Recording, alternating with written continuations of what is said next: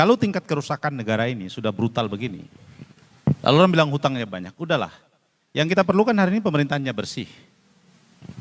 Aktor-aktor pemerintah itu harus bersih. Kalau pemerintahnya sudah bersih, kita nggak perlu kabinet gemuk, kita nggak perlu banyak lembaga yang nggak fungsinya kecil. Kita perlu sedikit lembaga fungsinya besar.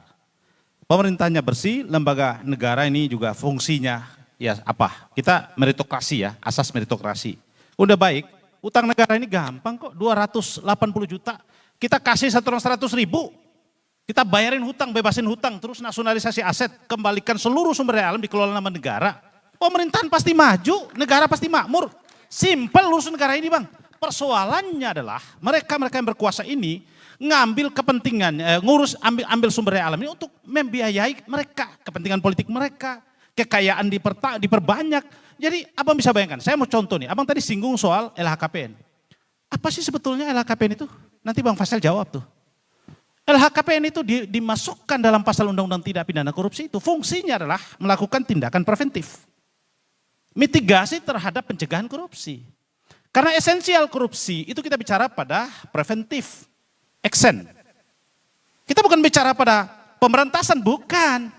Undang-undang tindak pidana korupsi itu dia lebih bicara pada pendekatan preventive action. Pencegahan. Kalau kita bicara pencegahan maka ekosistemnya harus dibangun. Bagaimana? Ekosistem yang paling penting itu apa? Sistem hukumnya. Sekarang ini kalau kita bicara soal LHKPN, saya hanya melihat bahwa LHKPN itu bang, hanya mengadministrasikan kekayaan pejabat. Bayangkan saja ada orang ya yang jadi anggota DPR, kemudian jadi staf ahli presiden, kekayaannya cuma 26 miliar, 1 tahun kemudian lompat menjadi 102 miliar. 1 tahun kemudian loh.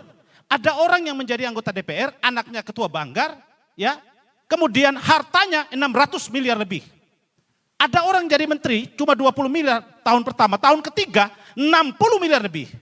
Jadi ada proses di mana kekuasaan digunakan untuk memperkaya diri dan kelompok.